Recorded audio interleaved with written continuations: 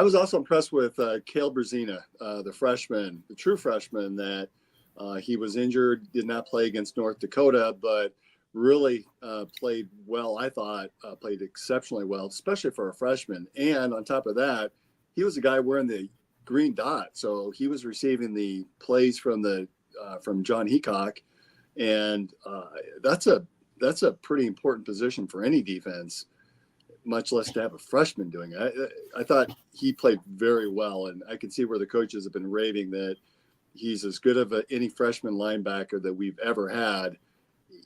And we can look back at some really good, from Willie Harvey to Mike Rose, and Cale Berzina seems to be the next in line. Yeah, they do a good job too.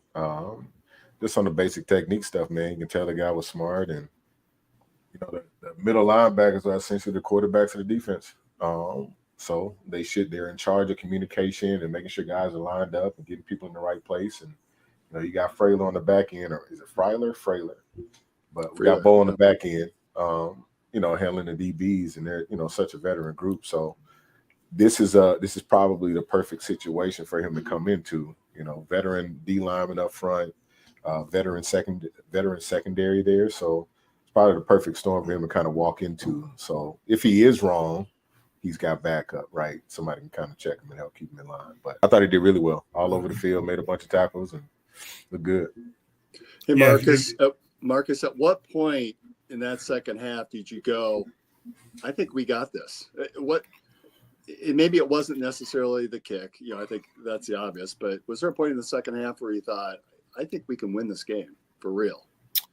It wasn't no particular point in the second half, but before the half, going into the second half, I started to see that I was starting to slow down. Like it wasn't, the pop like it was before. I saw Rocco started to settle in and was trying to make, more crisp, cleaner plays and things like that. So feeling that way, being on the road, like I told you, I love playing on the road. Denny, I saw Denny Ryan, who's a faithful viewer and listener. We met Denny at the event on Saturday as well. It was good to see you, Denny, and nice to meet you and your dog who stopped by. But he points out that the interception that Darian Porter had in that second half for him was the turning point. And I completely agree on that. That was a big play. And I think the Knoll touchdown pass, the 75-yarder, that turned heads, and you thought, oh, things just got really interesting very fast.